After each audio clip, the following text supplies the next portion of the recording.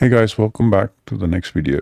Before we go into the mastering of pods, I want you to show this architecture diagram. Now this architecture diagram represents something. I want you to identify what it represents. We are going to talk about these two comparisons between pod and containers, how containers actually worked when we worked on Docker container, and how pods are going to be a little different from what containers did back then.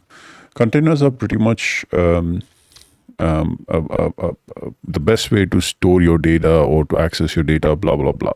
But still, you are not actually managing the containers in a effective way without an orchestrator. So that's where the Kubernetes is going to come in, and it's going to help you to administer your containers much better in pods. So as you can see on the right side, this is what we used to do, wherein which we had when we had a container created on a worker node, that container is separated from the other container. So if you want to use a container in the same network, we use the container network mode, where when we configure the second container, we would actually ask it to refer the first container's network, and then we will share that connection. In terms of volume, also the same way. So we will ask the container to share the volumes as well, and then use the volumes accordingly. But when you talk about pods over here, pods are like the smallest item, just like how containers are. But what is the thing which you should understand is that a pod is actually hosting a container, and sometimes pods can host multiple containers as well.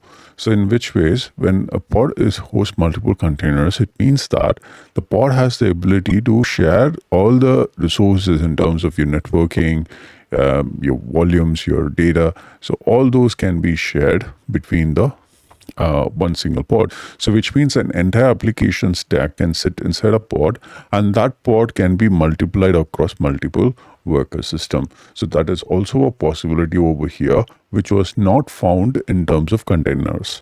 Now the Kubernetes is going to bring this concept over here, and we will be talking about this concept as well as part of our practical hands-on session. In this part, where we can see that this particular pod has two containers within itself.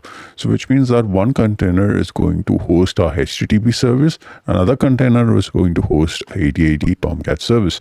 Now it could be a database service and an application service. It could be any kind of a combination, or it could be more than this two different containers. It could be 4 different containers which can work under a pod. So it's completely up to your application how you want to decide, or how do you want to design your pod to consist of, or what should consist of your pod. So that's something which you should decide.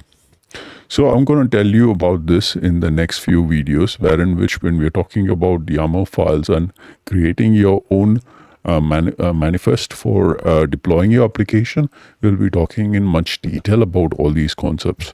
Thank you so much for watching this video. I'll see you on the next one.